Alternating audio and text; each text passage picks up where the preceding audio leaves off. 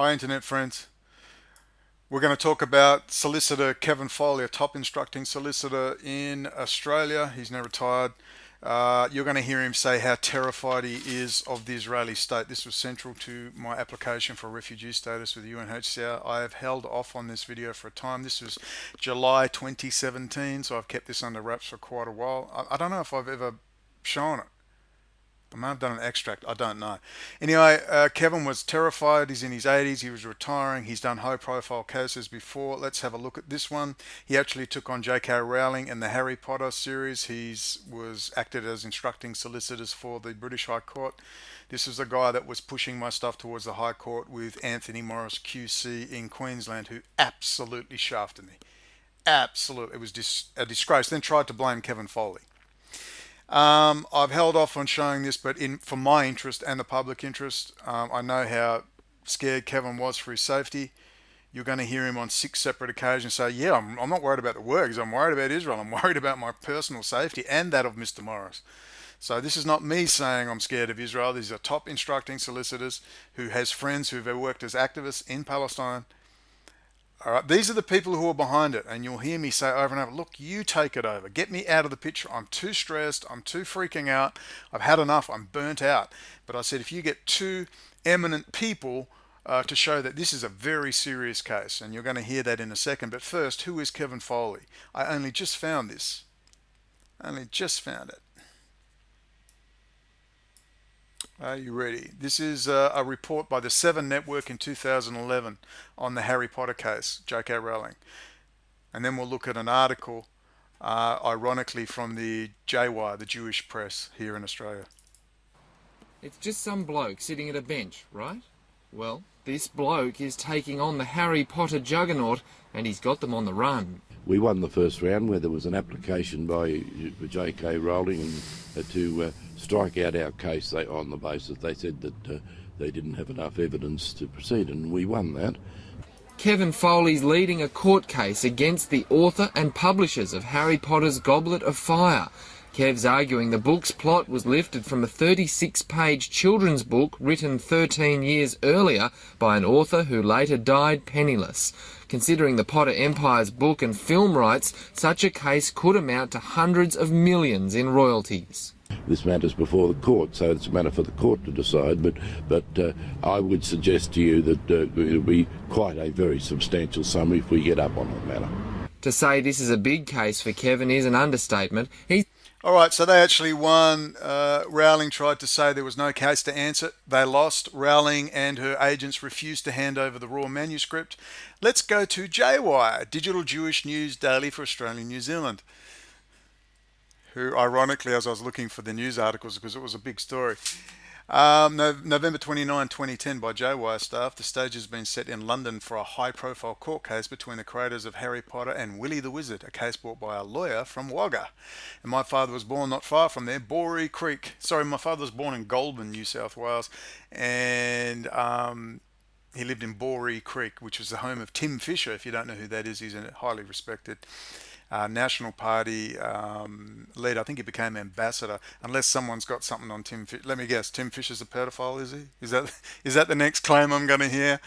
Far out. Anyway, Willie the Wizard's creator was Adrian Jacobs, a London businessman with a penchant for writing children's stories. Willie was published in 1987. 13 years later, J.K. Rowling published Harry Potter and the Goblet of Fire, a book Jacobs' estate is claiming bears striking similarities to Willie the Wizard.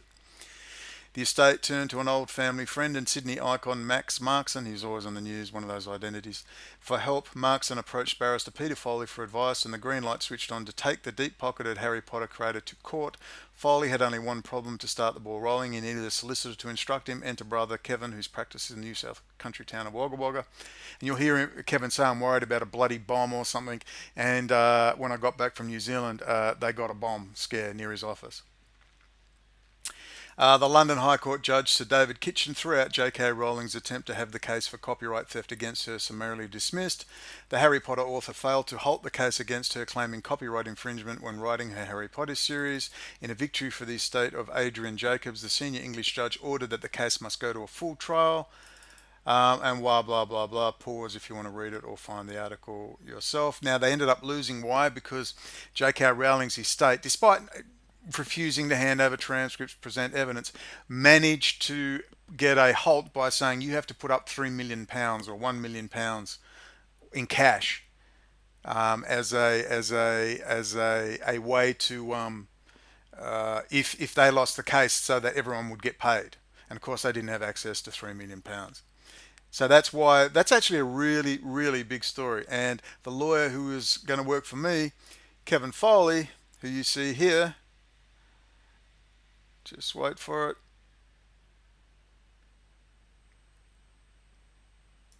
Morris said, "Well, look, I'm happy to do the case for no money down at this stage." He says, "I'm happy." Right. Let's get this rolling. And he did initially said, "Oh, I want to do it. Absolutely. Don't even worry about the money for now. Just get the ball rolling." So we managed to get 22,000 in Bitcoin. I believe it came from Ernst Zundel. He was dead a week later. I got it on July 25th, 2017. And Ernst Zundel was dead on August the 5th to 7th. I'm guessing that's where it came from, because Germa Rudolph had contacted me, thank you Lassie, and said, look, I'll do a sworn affidavit in defense of you when they raised issues of the Holocaust. I mean, I didn't even raise any issues of the Holocaust. They raised it. And I said, well, let's get a sworn affidavit on the record of the experiences of was meant to be Dr. Germa Rudolph before they sacked him from the Max Planck Institute. If you don't know, when Frank Leuchter Jr. went over and took samples from the alleged gas chambers in Auschwitz. Of course, there were no cyanide residue. Then they claimed, oh, he did it wrong. And then Germa Rudolph came up and said, no, he did them right. Then they jailed Germa Rudolph, say you were defaming the memory of the dead, those strict laws they have in Germany, when all he did was show he did them completely right, and there is no gas residue in these alleged gas chambers. And they then jailed his lawyer for 12 months for, quote, defending him too vigorously. I mean, you can't make that shit up. I mean, that should be. How do you get angry at that? You just want to roll around on the floor. Anyway, if you don't know the story, that's the story. There's a great documentary called by Errol Morris. Is it Errol Morris? Pretty sure he's a great documentary maker. And the name of the documentary is The Rise and Fall of Fred Leuchter Jr. But anyway, that wasn't essential. I didn't even care about the Holocaust. I didn't want to get involved in Holocaust, but they raised it. So I thought, you know what? Let's get the revisionist. Actually, it was a cunning plot of mine to get the revisionist movement, get their asses into gear, and report on the trial. Germa Rudolph came through, and again, I believe the money came from Ernst Zundel. That's where I believe it came from. They claim, oh, he was poor, living in the Black Forest at his parents' house, whatever. Point was, he was dead a week later on August the 5th, and his wife was dead 2 months later. I guess that was a warning to the revisionist movement to stay out of it. Just add them to the list of dead people and heart attacks and strokes.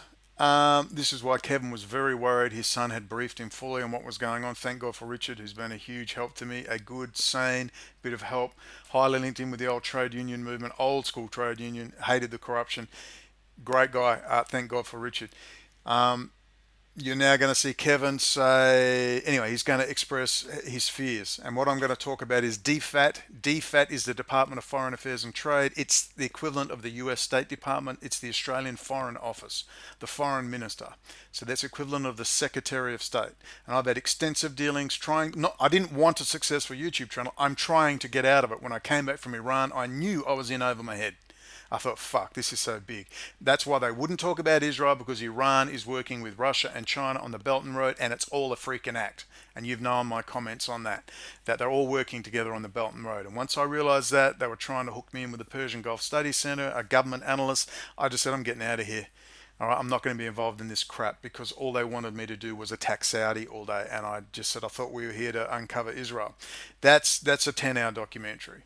So I'm involved with DFAT, trying to say, I just want to get out of this. They refused to talk with me. They said, Leon's going to ring you. Leon's going to ring you. Nothing would happen. I've got all the calls recorded. I'll put them up very soon. And you're going to see that I'm not some kook. They have stressed me out mentally to the max. Without question, to the point of violence. I told police, you're very lucky I didn't kill you. I told Detective Justin Robinson. He put his hands up and said, Brendan, I've got no problem with you. I've got no problem apologising. I have no problem apologising, as they tried to de-escalate in January of 2016, because I had just been flown to Sydney in December the 25th, 2015, and spoken with Hami from Press TV in an interview which never went ahead as a documentary because Iran Press TV wouldn't fund it. Funny that. And I'll tell you why they wouldn't fund it. This is now Kevin Foley, not me. This is a high-level instructing solicitor. You've just seen him there on a big case. His brother's obviously a lawyer, highly connected. You're now going to hear, this isn't me, the lunatic, telling you this. These are high-level lawyers. Listen to what he says, how scared he is of Israel. You're well known as well for your work in the British High Court. Once people see that, it's going to be no problem. This is the point I was saying. He said, where's the money coming from? I said, I don't know, it'll just flood in. Kevin, once they see it's two high-profile solicitors, do you realise how much money's going to flood in? Straight to you, not to me, to you. You do it. And I'm leaving my face up there because there's people keep asking me, and word is that Ryan Dawson or something, or someone's doing a documentary. That's why I think it may not be the person asking for the footage on Iran, but somebody's doing a doco. And as far as I'm concerned, I'm leaving my ugly mug and everything. There's going to be no problem at all. It seems to me that from what I've seen, they'll stop at nothing to try and cut it off. You hear that? It seems to me they'll stop at nothing to try and cut it off. Think about what you're hearing from a high-level instructing solicitor. Please, think about it. That's not me. That's Kevin Foley, high-level instructing solicitor. Once you are on the record, that's the end of the Israeli state. And I believe the DFAT, or the Department of Foreign Affairs and Trade, the Foreign Office, just remember, I know I look like an idiot at times online, but I'm desperate. I've done all the letters, I've done everything by the book, and I've done everything by the book. You should read the letters. Lawyers said, man, you should have been a lawyer, Brennan. Trust me, and they've just fucked me every fucking turn.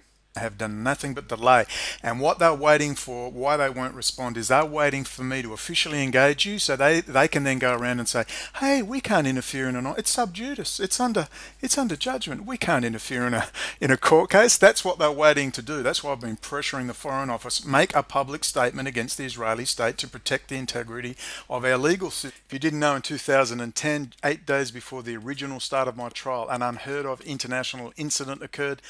The Israeli ambassador to Australia, Danny Ayalon, and the Israeli deputy foreign minister, the Israeli ambassador to Australia, Yuval Rotem, the Israeli deputy foreign minister, Danny Ayalon, and the Australian foreign minister, Stephen Smith, and the entire Australian political class came out in support of Israel and the complainant in my case, Stanley Elliott Keyser, at a Friends of Israel rally, first one they've ever had in Perth, 8 days before the start of my trial. And it even says, and I'll put it up later in another little video, we've organised this in direct response to Brendan O'Connell, and that was organised by Stephen Lieblich, and we'll go into him later. He's a case officer for Israeli intelligence. He's so big, it's not funny. There will be a movie one day. I'll probably be dead, but there will be a movie. So that's an international incident, and I said I demanded time and again that the foreign minister at the time, Julie Bishop, who was close personal friends with Benjamin Netanyahu, as I found out, and I'll do a thing on that soon, close personal friend. And that goes along with Kerry Stokes, the Seven Network. Kerry Stokes, of course. I'm not going to say Kerry Stokes is evil, but he's very close to the Israeli Prime Minister as well. It's a little upsetting because Kerry Stokes has done a lot of work about police corruption in Western Australia. It's very confusing. Other people say he bribed a judge. I don't know, but the West Australian has definitely done some good work when they're not freaking slandering me on the side. But anyway, we'll go into that more later. So anyway, remember I was getting all this stuff on the record. Israeli intelligence activities, Zohar Zisapel, the Telpiot program, all the stuff we talk about. Again, my High Court synopsis is below in the links, and you'll see what I was managing to pull off. Incredible job, please. Ballsy. Now, Kevin's going to talk about how worried he is about a bombing, and would you believe, 6 months later, when I just returned from New Zealand, after I got out of the Immigration Detention Centre, which was the maximum security jail, or they call it high security. So in a progressive New Zealand puts all their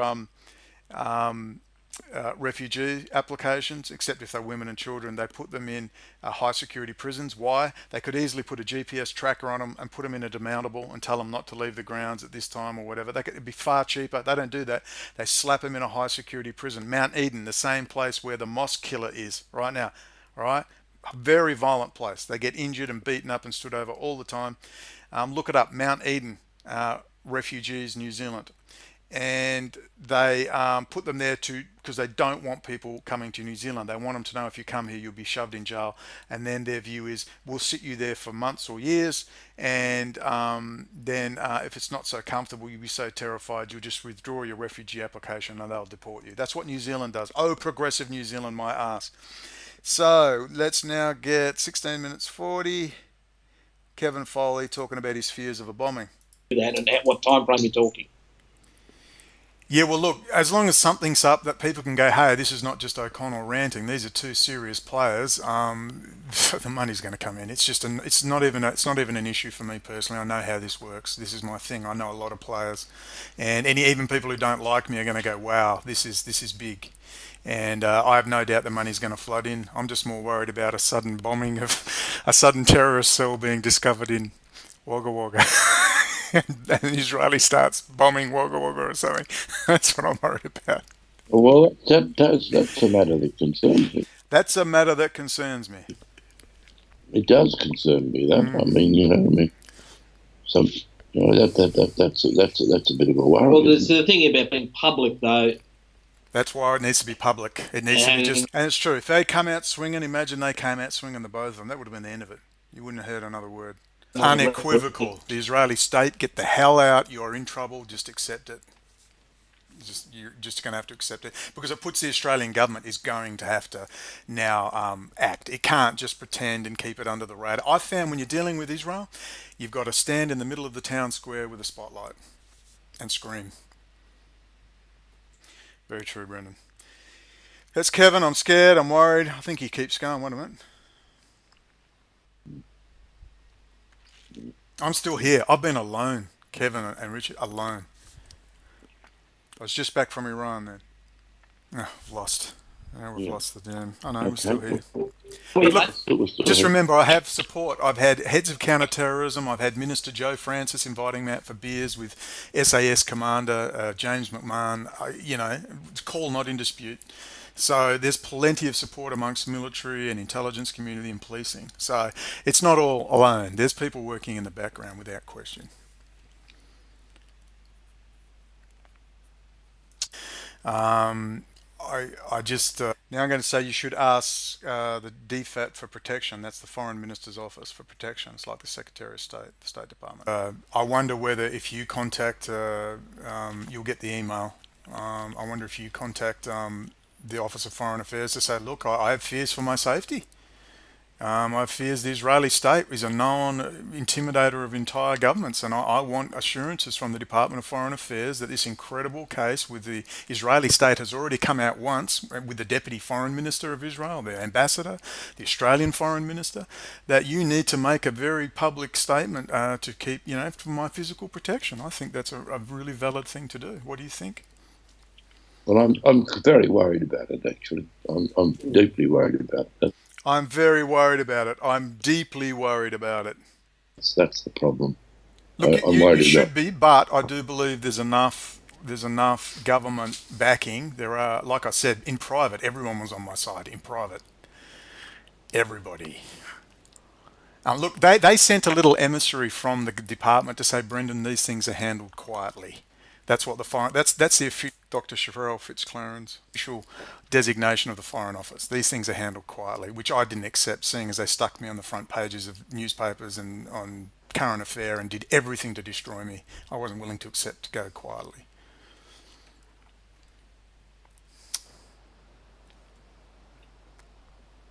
See, what I'm deeply concerned about, I'm not worried about even. Oh, now we get interference in that signal.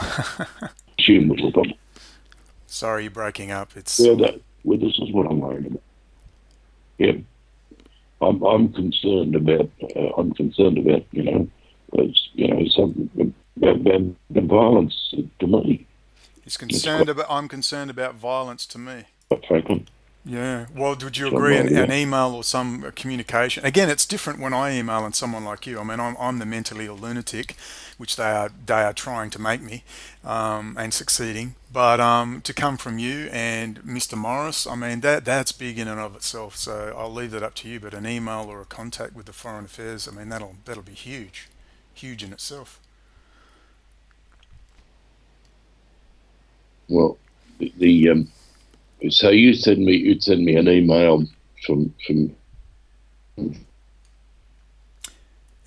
Anyway, next one, 2420.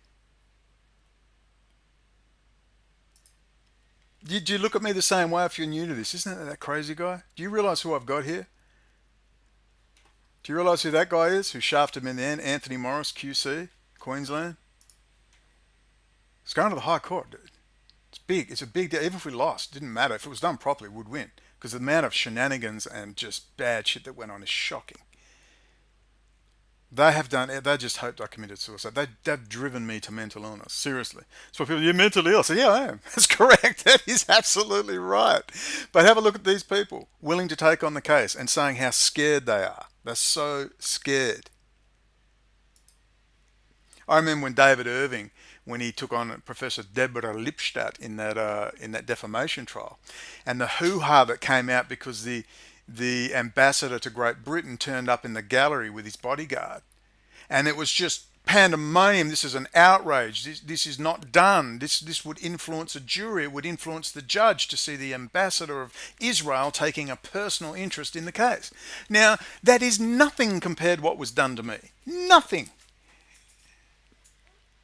Friends of Israel rally, August the 8th, 2010, Perth, Western Australia. That'll be going up in a whole series now, but of course we'll also be talking about Intel backdoors, God mode as well. We'll get it all done. I'm going hell for leather. I've got to get this stuff up. It'll put the fear of God into them, I'm sure. And even he says, will DFAT do anything about it? Like the State Department? Signal's breaking up. Take them, suggesting that that the DFAT might. You're suggesting the DFAT might thinking about it. I mean, could that be a situation going into the court then? I think the matter, especially as I know it, all the details I have, that it is a matter of national security, that you need protection, you need assurances from federal agencies for your protection. The Israeli state is notorious. They've clearly shown their intention to destroy me and these issues of the Talpiot program and Israeli spying, which I raised in the court. And I was invited out for lunch by Inspector Barry Shelton, the head of state counterterrorism, and Minister Joe Francis is ringing me, a call not in dispute. We didn't talk about the weather. It's all there. I've written documentation about it. The matter is obvious. It's huge, and the federal agencies are going to have to. We can use this too as a not direct publicity, but it's going to warn off a lot of people, and it's going to show that this case. I mean, this case is huge, Kevin. It's so big. It really is huge. It's going to be in a history book. One day it will be in a history book. I'm sure ABC. Look, Four Corners were initially interested in my case. Matthew Carney was related to me by marriage. One of their head reporters, and he was very interested, but he said, look, contact us again in February 2011. I've heard all about your case when we resume production. But of course I was in jail for 3 years, wasn't I? Yes, so, how unfortunate. So Four Corners are interested. Four Corners would still be interested? I believe so, but Four Corners is like PBS Frontline. It's like the premier investigative media outlet in Australia. It's like ABC is like the BBC. I believe there's been a lot of, I believe they're running around just saying this guy's mentally ill. Some of the reporting is outrageous, like I threatened to chop someone's head off. They put it in the newspaper. I mean, I haven't even talked about that one. Goes on forever. Judges were fuming, tampering with evidence. It was just laughable, but it doesn't matter, does it? But we'll get into that. And put me on trial for it. It was a joke. It was just a joke. The whole thing. They have no shame. They will lie, and they know I'm so stressed and so busy with no money on the run. They know I can't deal with this stuff. All I can do is keep ranting and hope this high court case really is the key that's going to just bring out so much. So many people are going to go down.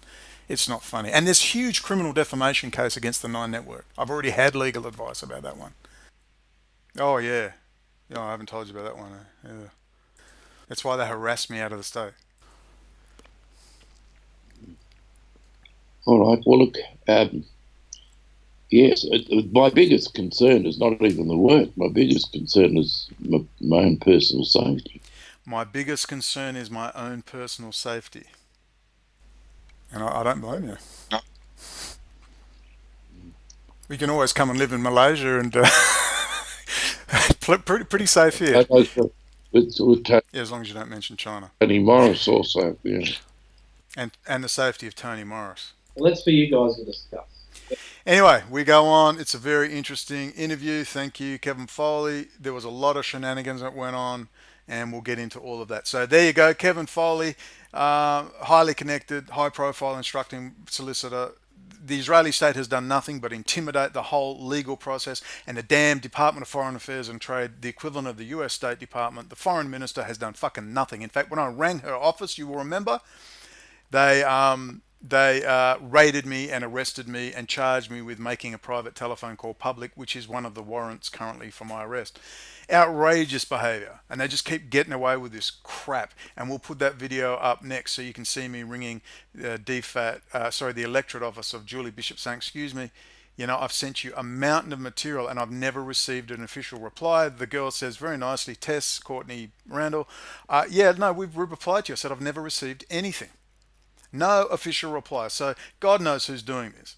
Is special executive service, you know, the underlings, the chiefs of staff, the intelligence community blocking everything because they're embarrassed, because they've allowed this shit to go on. It's a fucking nightmare. So you really need, in summing up, you really need to read this High Court appeal booklet. I made this for an instructing solicitor, for a lawyer for the High Court, while I was in jail with a badly broken arm. And you go and read that. The link is below. Goes into background of case, my writing on Israeli intelligence activity in Australia and elsewhere, Leon Wen, Collins-class submarine and other military civilian contracts, Chinese company. We go into all the stuff you see on the news. I was talking about this freaking 15 years ago. I had this in court documents in 2010, 2011, and here in 2012.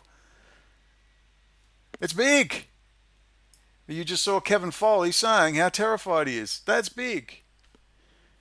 Okay, let's keep cranking it out. Please download these. Please download the trial transcript. Please download the High Court synopsis, because eventually this is going to break. I promise you, this year. It's got to be this year. It's going to break out. It's going to break out. And they want me offline, out of the picture, mentally ill, diagnosed, filled with antipsychotics, dribbling in the corner somewhere or dead. That's what they want. And it doesn't help that you think you're in a friendly country called Malaysia.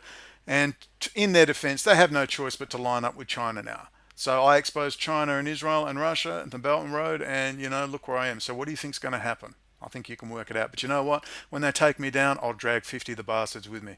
Stay tuned.